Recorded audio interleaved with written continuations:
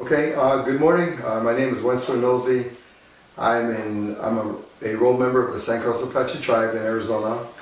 I am from the Chiricahua people. My clan is Badonkahe and Stinayan, and I'm a former chairman of the San Carlos Apache tribe. Served a number of years in the tribal council. Held many positions from the Law and Order Committee as chair. The HUD program that's funded by the United States, I have held the position of president, from the finance core chair, which covers the budget for the tribe yearly. Been that for so many years. Have served in a lot of national boards that governs the Indian country. Ran a school before called Rural Opportunities, and currently retired from the federal government, from the tribal government, but now also leading the Apache Stronghold in reference to the United States Congress giving exemptions to a foreign mining company named Resolution Copper through Rio Tinto. So it's good to be with you today. So what is wisdom? You know, wisdom is really something very unique. I always believe to get to that point is the fact that as a person, you have to be you have to have the ability to listen. You have to have the ability to go through many of the somewhat of a knowledge that you have already and break barriers, rather if you were right or wrong. Wisdom comes through your relationships to people, no matter where they come from. Relationship to what the Creator has given us in our Mother Earth. It really comes back to the characteristic of who you are, because wisdom comes at any given point in time, and you have to be prepared for that, because in the long term it sits there for you. And in what I see today, many of that wisdom is being missed, and it's important that we understand that wisdom plays a big part, because it affects our decision making, and wisdom holds us to the ground so that we're wise in what we're going to do, say, and how we're going to approach. But I always look at it as a characteristic of the person. Sometimes we're born into it. Sometimes we're not, but it's a responsibility of those to teach the young ones how wisdom comes to be. So I really believe that that's something very vital as we walk this earth. And where can we learn wisdom? In everything we do, or? We learn wisdom in everything we do. We learn wisdom with people who surround us. But you know, it really comes from that essence in here that we say that, you know, you already have all these tools. It's a matter of listening to it. But I realize that this generation has become harder because of the demand of a corporate way of living. So what really is frightening is that when we don't have that family or that family base or that family environment, and a lot of times that's where we could lose wisdom, because wisdom comes within that. It's every step you take. But again, you know, I have to come back to the characteristics, and I have to come back to the character of who you are. And again, you know, we may not get it from our parents, but if we wake up to what's inside of us, then our mind and our heart already gives us a structure, but we have to listen to it. And And that's kind of where it all develops. So how does education relate to wisdom? Well, in education, you really need to really understand what education is. Some people may think or say that I'm an opponent to education, but I'm not. Because within the education, it teaches you somewhat of some structures. It teaches you levels as you make your journey. But one of the things that we got to remember is that most of this comes from like textbooks. It comes from a set way of doing things. In education, if you don't include what grounds you in the purpose of your existence, then education can hurt you. So I guess what I'm trying to say is that when education is being provided, you find it in a book, you research it, you find it somewhere, it's written. Then you say that here it is, it's real.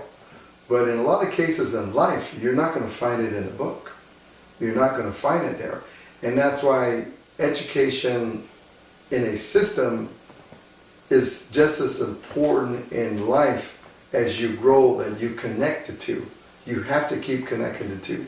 Because if you don't and you just have education, then education can really ruin the beginning, can really ruin the foundation of why we're here and what we're doing here for.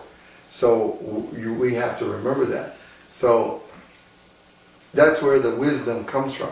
The wisdom at the very beginning of how when you go into education, you're not going to be misguided. And it's important that we look at how they all interact together rather than just one. So as a professor, how do you see your responsibility for sharing wisdom and teaching, and how do you do that? Well, it's just like everything in the world. Everything changes. Today will be today, tomorrow will be different, the next day will be different. And there's always adjusting. You have to be able to adjust and modify what was the intent. And I think we all know that when we go forward, there's always a changing. And so for me, it's important that we tell people that what an area in education may have said or may have been compiled in the 1930s may not apply today. And time changes, conditions changes. And so for me, it's really important that teaching people and knowing that you can adjust, knowing that sometimes what you learned in the 1930s was just a foundation to give you the educational part of how you can create a spreadsheet.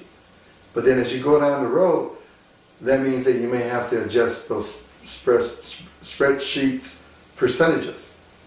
In life, it's the same thing. You have to be ready to adjust. And one of the things that's really important for me that I do in my teaching is to tell the educated people that there's nothing wrong with adjusting. You have to be able to adjust. And that's why we find a lot of problems not only here in our country, in the United States, but everywhere else, because those laws or policies are not being adjusted to meet the needs of the demands today. So my teaching is that you learn this in education, you have the wisdom of knowing how things came to be, but you also, from that wisdom, have the ability to change the future because it does not fit anymore. So much of your academy is outside, so in Mount Graham or Oak Flat or different sites. How does that fit into the conventional model of education being in four walls in a modern building? Well, first of all, it brings reality. When you're outside the building, you learn on the spot. You learn how unique the world is and how it was created. You learn the actual things that you see, and then it raises a lot of questions. Why is it like this? Why isn't it like that? What changed? So when you're out there in the environment, you see it. But one of the things that we all got to understand is that no matter what part of education, no matter what category, no matter what career, no matter what it is, it ties to the environment. Because without the environment, there's no education. There's none of those things exist. So it's important that we understand that what we learn, if it's in a classroom, that it's also learned on the outside. So I'll give you an example. So you're in a classroom and you're learning about building a city. You're learning about building the infrastructure. So maybe, yes, you can actually learn it there and learn what it does. But then when you go outside and, we'll take infrastructure, from the outside, you will learn the problems of putting infrastructure in the ground. Then from there, you also will learn what it doesn't do right or what it harms.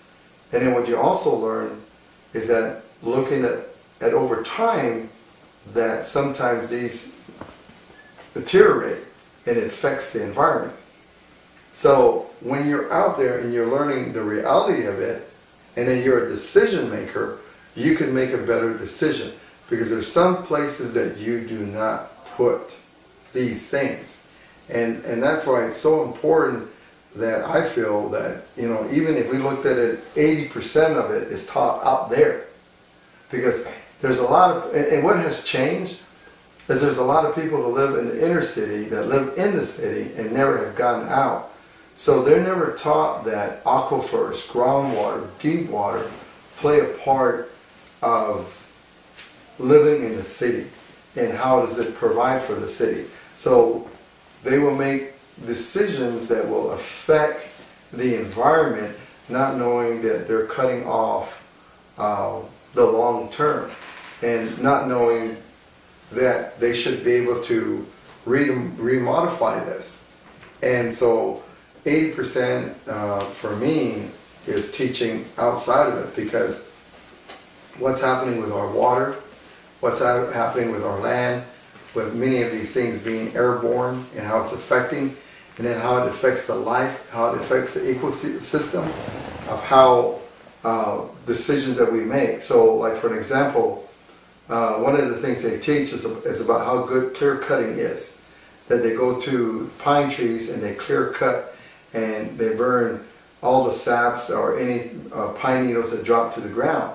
Okay, but let's take a step back. I mean, these are people who are really aware of the kind of decisions that they make because they're not outdoors. And so coming back to the pine needles, is over the years as the pine needles pack down into the earth, it mixes with when the wind blows and it mixes with the pine needles, so it creates like a little buffer.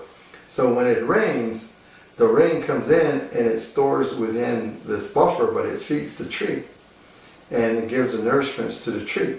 Then you have the squirrels who are getting the pine nuts and taking it here, taking it there, and so they're rebuilding. Their part is assuring that the pine trees and is still nourishing each other the way it should. But here we come as human beings. We want water to go to the city. So here is the riverbed, and here's the pine tree. So what do? We go and get all the pine needles and we burn them because we're clear cutting. We want a better, healthier pine trees. And so we clear cut and we cut all these things. We burn all these things. And then so what it does is that it creates some problems. Number one is that now the water will rush all the way down and there's floods happening. Number two is that now the trees begin to die because the water storage for them in their own way of surviving has disappeared because we cleared out the pine needles. Then we cleared out the pine trees, so we're so worried about fire that now nothing against the eagles, the crows, the hawks, they got to eat. So now with this clear cutting, they come and they take the squirrels. So now there's not enough squirrels to replant a lot of the trees in the seeds. So we harm that. So that's why I say that 80%, for me, is educating out there, because it all intertwines. It all intertwines. That's what we got to understand.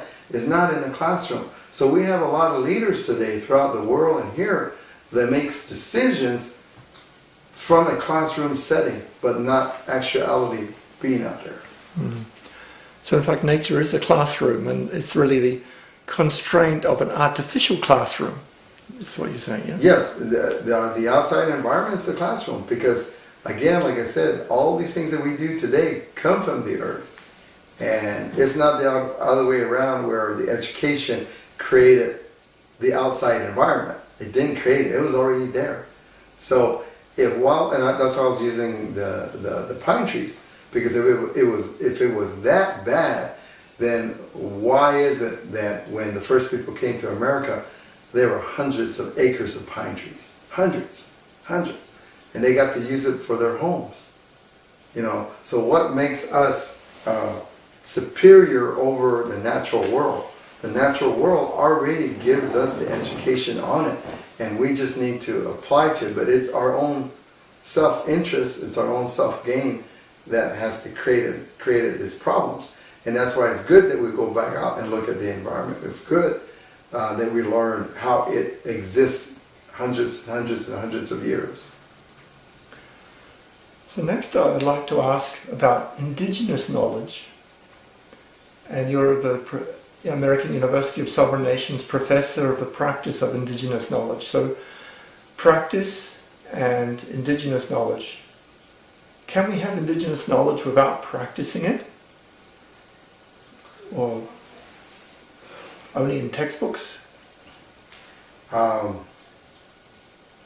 Indigenous knowledge, we're all born with it. It's granted to us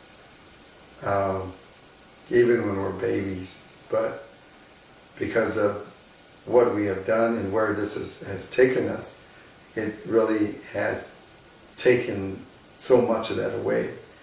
And I know, like here in America, indigenous knowledge is so important because it intertwines with everything about the upkeep, the survival, the preservation. And indigenous knowledge gives you the do's and don'ts. And it's important that, I guess at this point, if you're able to get it firsthand, participating as a human being, making that your character of walking this earth, indigenous knowledge will always be there because it will continue to grow and grow and grow. But for some that are not able to get out there but may have to learn it in a classroom, is that, at that point in time, it's good you hear it, it's good you know it, it's good you listen to it, but you still need to take the time to get out there and learn what is indigenous knowledge, because as Indian people, we go back to the beginning of time.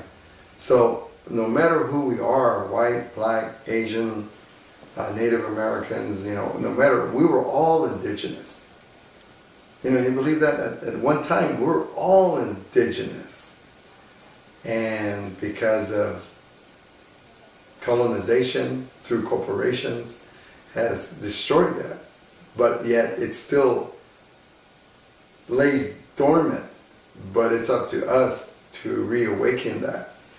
And especially now, now that the way the world is in every aspect, it's important that indigenous knowledge plays a bigger part because it ties into the survival of the earth. And but indigenous knowledge is through the language, through what indigenous people hold tied to the old way of being who we are. It's something that couldn't be lost. So it's important that sometimes in cases that through the language where indigenous knowledge lies strong, is that in some cases we have to translate that as best as we can to English. Because right now, I'm pretty sure it's like that all over the world, where like with here, when the Europeans came, which is, they're known as Americans today, but when they first came and they were putting definitions to words, were all the wrong definitions. So that's where indigenous knowledge didn't really transfer at a better rate, a better understanding in English. So, but in the languages all over the world, I believe that indigenous knowledge lies there. But now, in order to make the rest of the world understand those areas that are really strong with English, need to make the adjustments.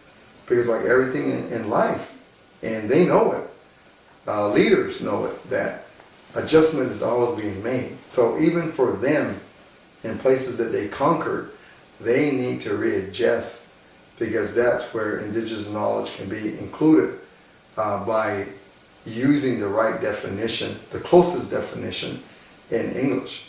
But indigenous knowledge, lies in the language, lies in the relationship, because a lot of the language comes from the earth itself and how we all interact and how we all relate to each other. Before we all go English in this world, I mean, we better stop and make these corrections. So it's important. It's important that we do that. And so, how much is the spiritual practice part of wisdom and knowledge? And what is your spirit that drives your learning and search for wisdom? Well, on that question, what happens is that, again, I go back to the beginning, that no matter who we are, we're born with it already. It's already in here. So when we go back to the practice, well, not so much the word practice, but when we go into what we are, ties the old way, the biblical, the old way of how the earth came to be and how it all tied, and the spiritual way of reliving and implementing that in our lives reminds us the importance of why we're here. So as an Apache, being a part of our ceremonies is a reminder of our discipline, a reminder of how we came to be, and a reminder of how the world, when it became flooded, and how it had to heal itself. So that because of the children before, which means the dinosaurs and those things at that time, how they were destroying the world itself, how the earth had to re-cleanse itself. So the language, the ancient songs, the ancient ways remind us of that. And so that's why it's important that people, not just people of color, white people and everybody else, need to go back to that source, because that's what is the oldest religious belief. It doesn't take anything away from the current religion.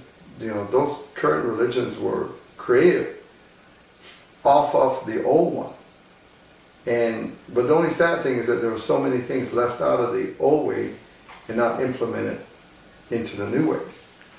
And so here, as an Apache, as an indigenous person, it's important that I'm reminded how the earth is a provider for me, and that I have a responsibility to take care of the earth.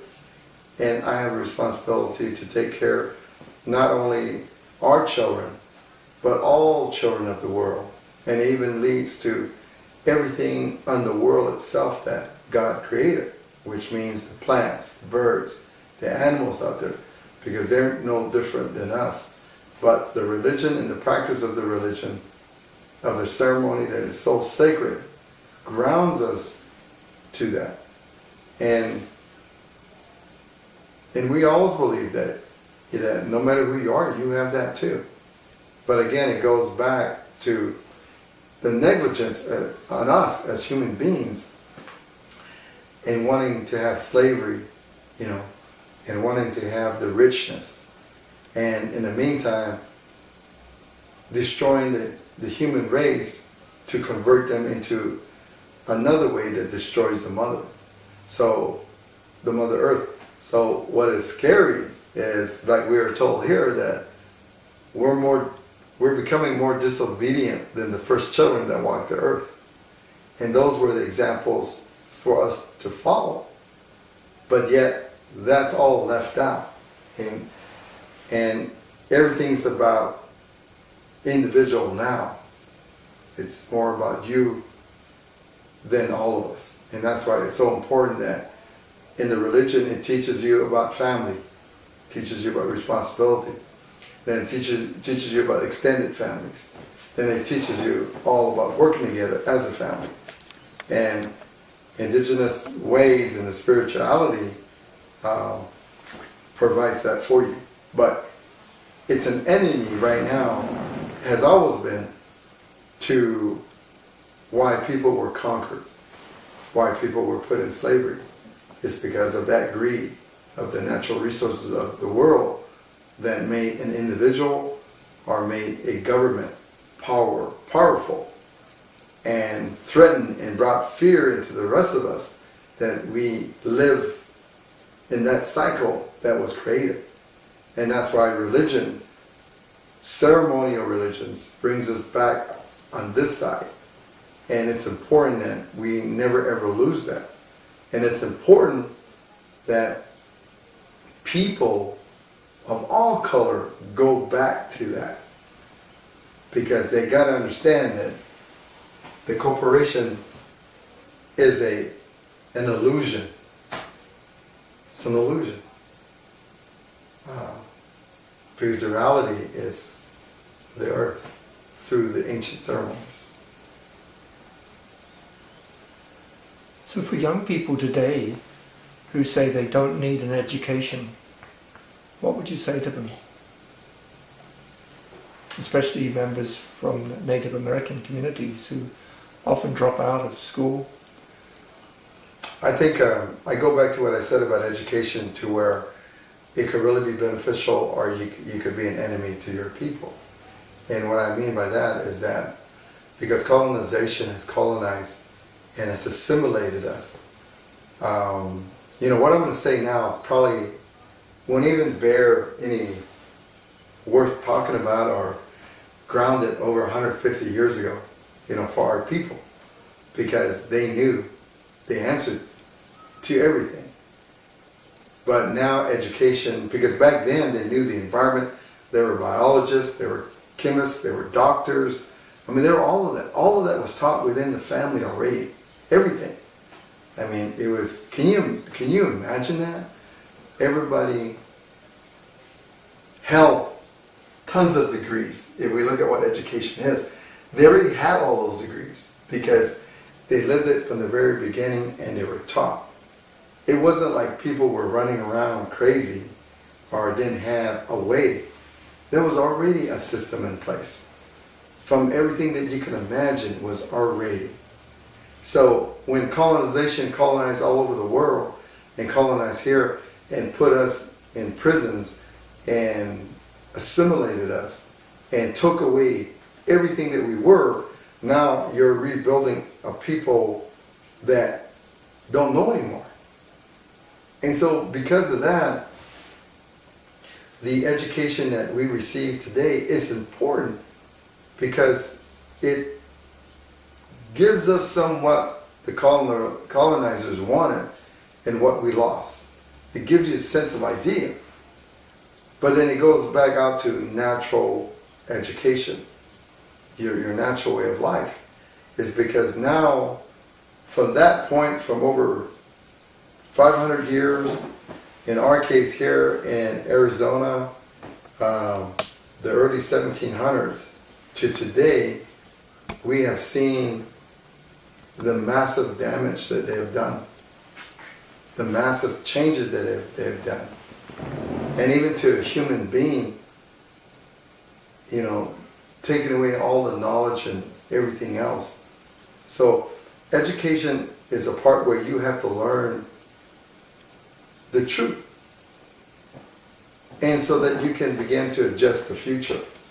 Because the future is coming back out and touching reality and seeing reality. Because we talk about,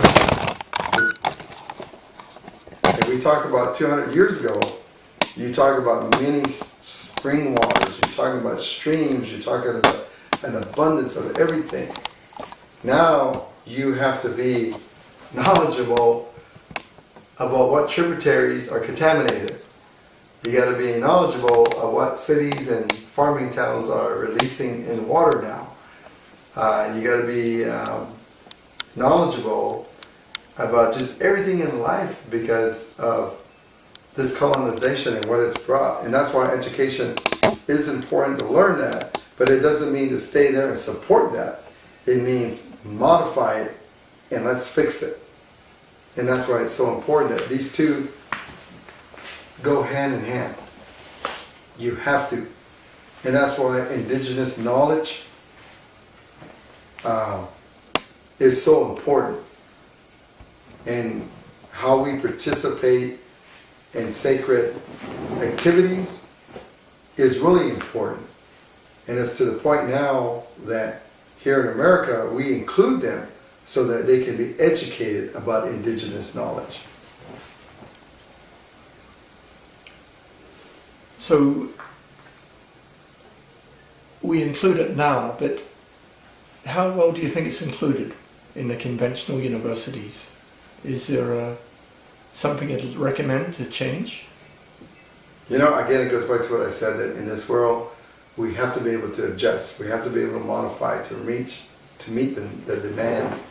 And right now and I can only speak about America, but in America right now, to me, the universities really have to include all these changes because what was done back then no longer exists today, because the world changes, the people changes, and at this point in time, when we look at the environment, it is hit hard from all the things that we've done in prior years, from contaminations to mostly contaminations, because it's taken everything from the earth, has disturbed the earth. So at this point in time, America should be satisfied with what they have and limit what they're doing, and not begin to destroy and continue to destroy. That's why in the educational system, it's really important that they monitor and that they include all this changing, because that's what brings knowledge. That's what brings wisdom. You know, that's what puts out better people as they leave the universities, so that we can begin to save what's left. So like in the college that we're doing and that I'm a part of, is that it brings those indigenous knowledges now, because the boat's already left, and everybody has to catch up, and it has to be done, because what young people are taught and they leave the university, the first thing they're oriented with is corporation, to live within a corporation system. So when you give them what is indigenous, meaning the land and its purpose, then they battle with that, because what they've really learned is a corporation of thinking. And now they have a struggle, rather it be personally, because they're reminded that the earth is important. So they have a decision that they got to make. Continue to move on being a corporate person, or move on and being a brother, a sister, a relative, a member of a community, and to build a better place, a better system, and to modify laws, to modify policies, to modify the future with how it's designed. Because right now the way it's designed is to take, and then leave nothing. And when that comes, how we're going to survive. So right now, in the system, there's no policing any of that. They have their way, and there has to be a system put in place to police those who are overboard, who's gone far enough. And that's why it's so important that this type of education that I'm now being a part of has to play a major role. The normal universities need to change as well. And I hope that from what they're now seeing or hearing, which they have, that they not be afraid to make those changes. Because we have to. Just look around. You know, and the only way you can know it is you have to be outside. You have to be a part of that environment. And when you're a part of it, you see it. So what about natural law? So our policies and laws sometimes seem to be contrary to the spirit of them. Where does law come from? Is it natural or is it on paper? True law. Well, you know, true law is natural. Is who you are, why we were placed here, or why we were created, why we were blessed. You know, that law to me should have always been a priority. It should have always been first. Because laws that are created by man benefit man, benefit all the wrongdoing. Yeah, there is laws that are within that's an okay law. But the major laws, I guess I'm looking at the major laws that affect and kills natural law.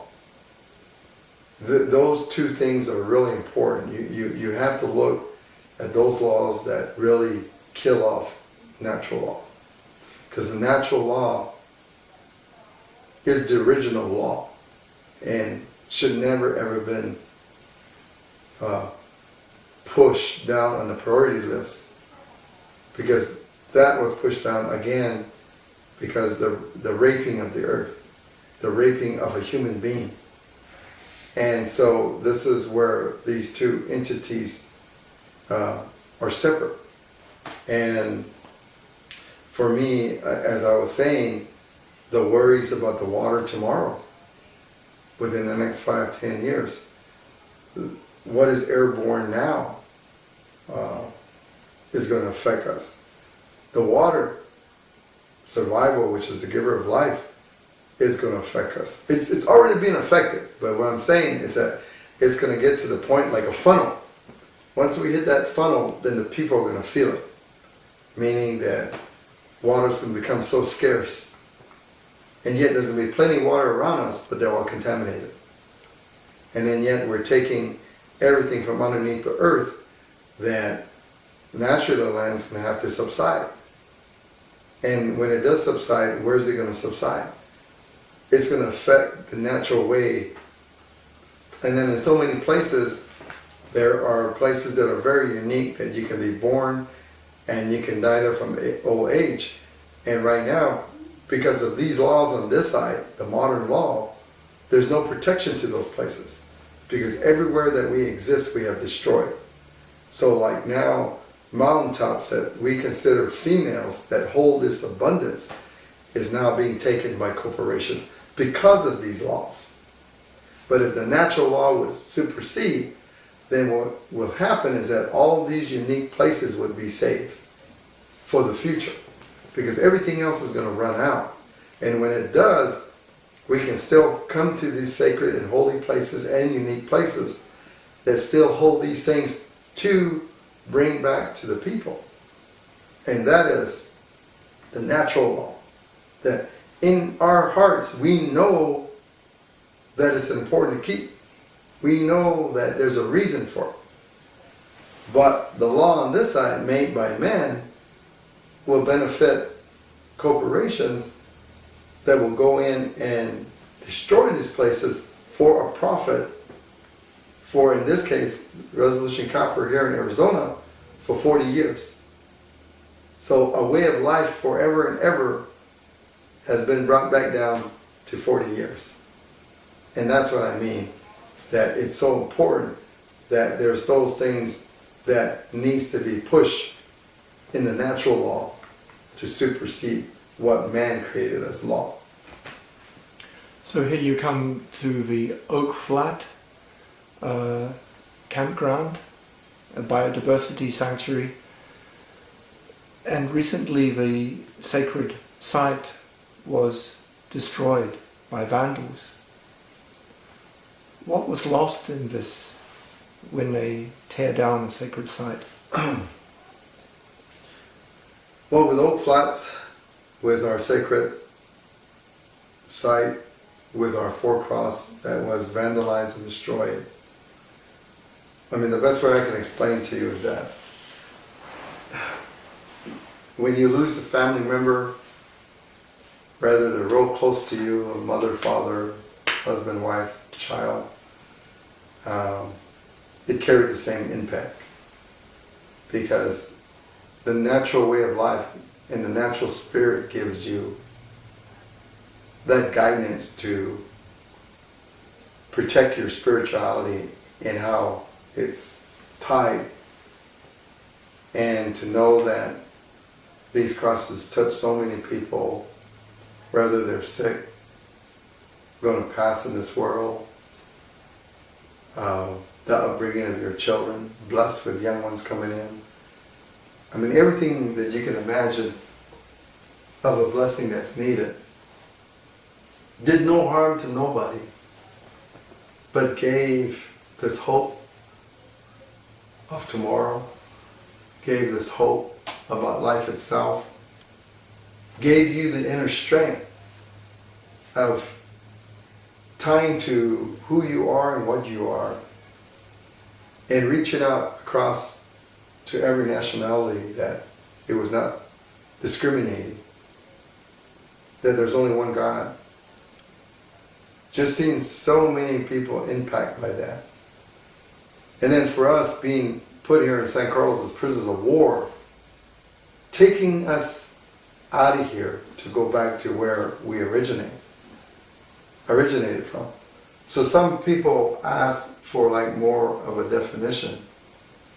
And I said it's kind of like when you go back to, I believe it's Moses, when he went to the emperor, the kings, and said, "Free my people."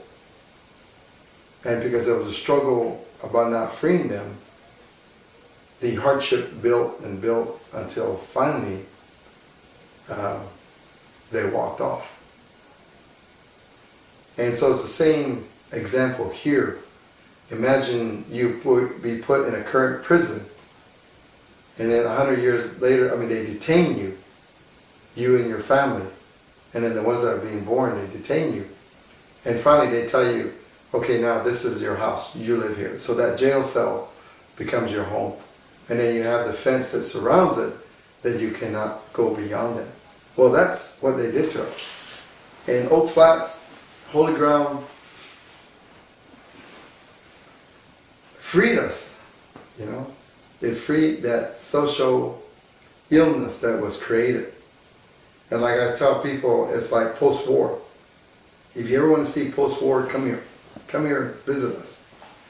Because we're trying everything we can to be who we are and be happy with who we are. But none of that will ever happen if we're not allowed to go back to where we originated from. And so with Oak Flats, it has taken us home. We are breaking barriers. We will no longer let this reservation that is called today, this imaginary line, no longer keep us. And that is the spiritual movement that's happening, because it's within deep, because that's where the question of natural law versus law made by man. This law, for their benefit, held us as prisoners of war, told us to live here, told us never to leave. But now that the spiritual part has come in, now we're going back to the natural law that takes us back to where everything originated from. And so, personally, you know, we have never witnessed this kind of act before. We have never experienced this kind of act before. But now that it's here, we cannot let it fear us, because what still protects us is the natural law. That is the beginning. So this law here does not help and does not benefit, because its whole design and its whole purpose is actually to kill these places. And that's why it's so important that we come back to the natural law, the natural way of who we are, all of us, and how we are connected. Because we are at a point, all of us in this world, that enough is enough, and we have to start preserving. And I know they use the word preserve, but it actually means the natural law.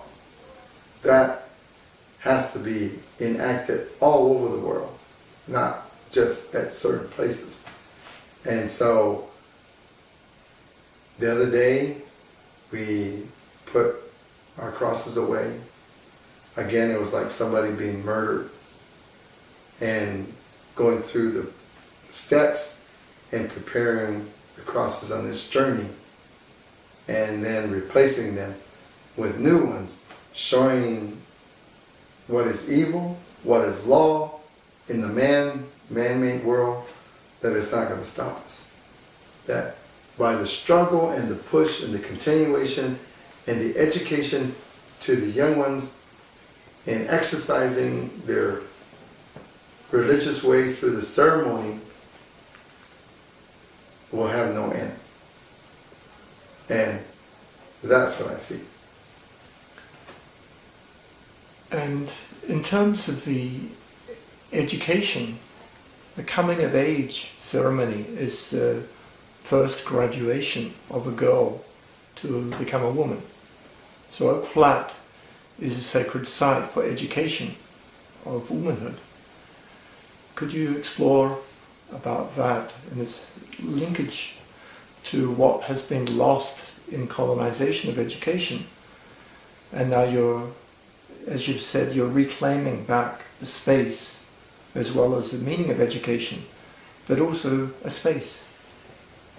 Well, the only way I can explain that, and it goes back to the beginning of time, when the world, the mother, cleaned itself because of all the hurt. But in that same process, there were people who were saved, people who made it through the transition. And the Bible says one thing about Noah's Ark, but then for us people, and I'm sure it's not just us, is that there was corridors that led us underneath the earth so that we could survive this changing of the world. And in that process is that even at that time, people, the human race, there were those who held what God created in the beginning. So those were the ones that were able to make it through the process. So as I sit here and I speak and people listen, or people all over the world, well, those who are here is our ancestors all the way back then survived that time. And so with Oak Flats, Mount Graham, this, not just here, but places that hold sacred, religious meanings, there's a reason for that. And when the Spaniards were here and when the not Americans, but when the Europeans at that time, before they became Americans, came, they all were looking at the natural resources and how they could find where they can, so that they can take it back to the European countries. Well, little did they know that a lot of our people, we came from corridors of the earth. And so the ceremony represents that biblical time, that time of when this transition took place. And so the ceremony reminds us how we survive. It reminds us how there are holy spirits, there are spirits, deities, and how they work between heaven and earth. And it reminds us about purity. It reminds us about women and how women are so important because they also are the giver of life. And how we as men have the responsibility to take care of all our women. So the ceremony disciplines the people from the beginning of time to where we sit into the future. And so these places that we were exiled out of hold these unique places. And so as I give the example to people, the best example I can give is that it's no different than Mount Sinai. That on the very top, religious activities happen.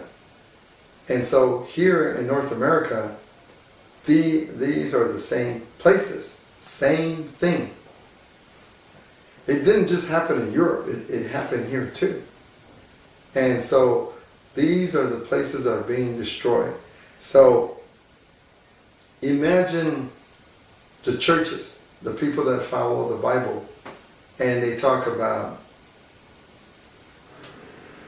the greatest gift given on top of Mount Sinai. Imagine that mountain now standing with over 36 telescopes and so many roads up the trail, sewage places, all kind of things that modern life destroys. Imagine that on top of Mount Sinai.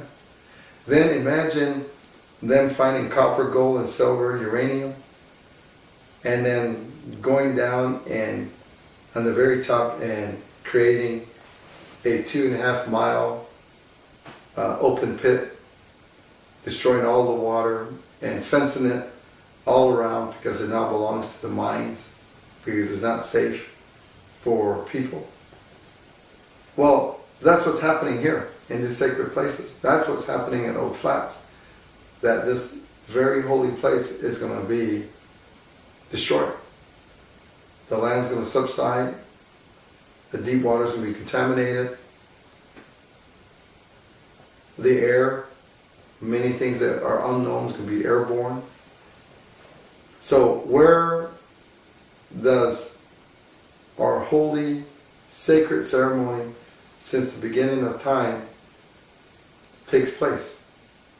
Because it originated from there. That's where it comes from. So what happens now to the next generation that teaches all of this to their children? The natural law, the natural way. And you take them and you see a fence and you see contaminated water and a huge open pit that's just blowing white dust.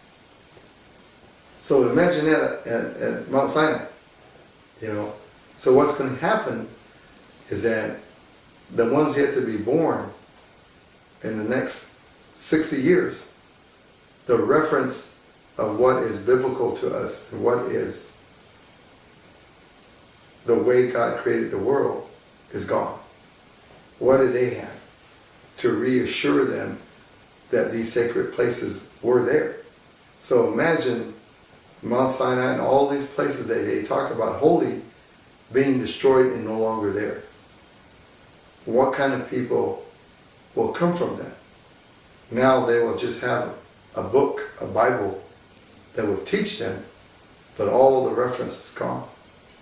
So what will come from that will be a lost people. But now, their whole life is just a book. That's all it is. But they're doing that to us first. Because when this place disappears, then anything that's ancient for us, in the holy sense, is gone. And that's what Oak Flats is to us. Could you share with us your favorite prayer for greeting the sun and for the setting sun, both in Apache and English? Well, I'll just share, brief on it. I would always say just a few words, but Chuknai is the sun, Chuknai here, the Jihi Kostel, the Wahayunali Kostel in, a din ilhin linnekle, Chanshay Wastel in, Dina Tansi, Hayu, Naskasi Goste, Vijay Goste, Stokana, I hear go the Jihi she couldn't see.